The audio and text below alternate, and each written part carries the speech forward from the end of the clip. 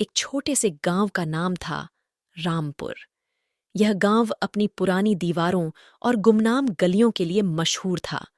गांव वाले कहते थे कि रात के समय गांव में अजीब अजीब आवाजें सुनाई देती हैं और कहानियां हैं कि किसी ने रात को रामपुर में भूत देखा है। एक बार की बात है, गांव का एक युवक जिनेंद्र अपने दोस्तों के साथ एक रात के लिए रामपुर गांव जा रहा था। उनके दोस्तों ने भी उन्हें गांव के भूतों के बारे में बताया था, लेकिन जिनेंद्र ने उन्हें हंसते हुए कहा, यार, ये सब तो लोगों की बनाई हुई कहानियां हैं। अगर हम डरने लगेंगे तो हमारी जीवन जीने का कोई मजा नहीं रहेगा। गांव पहुंचकर जिनेंद्र और उसके दोस्त ने गांव के बड़े बड़े घरों के आसपास घूमना शुरू किया। गांव छोटा था, लेकिन रात का माहौल कुछ अजीब था। चांदनी रात की चांदनी अलग ही भूतिया माहौल बना रही थी। देर रात हो गई थी और गांव में शांति छाई हुई थी। जिनेंद्र और उसके दोस्त एक विशाल और भूतिया बगीचे की ओर बढ़े। बगीचे में कुछ अजीब सी आवाजें सुनाई देने लगीं, लेकिन जिनेंद्र ने उन्हें ध्यान नहीं दिया। अचानक वहां से एक वृक्ष की छाया में कुछ दिखाई दिया।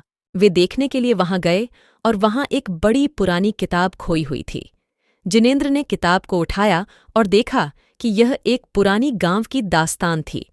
उसमें लिखा था कि गांव में कई सालों पहले एक भूत बसता था जो रात को गांव की सड़कों पर घूमता था।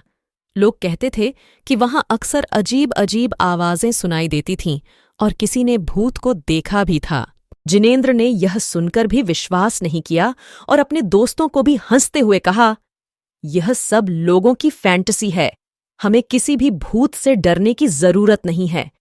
वे लौटते समय रात का समय बढ़ रहा था और गांव की सड़कों पर अजीब अजीब आवाजें सुनाई देने लगीं।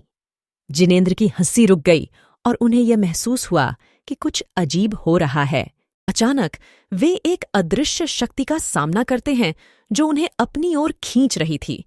जिनेंद्र और उसके दोस्त बहुत डर गए थे, लेकिन वे भागते भागते वापस गांव पहुंचते हैं। गांव वाले ने उनसे पूछा, तुम्हारी हंसी कहाँ गई?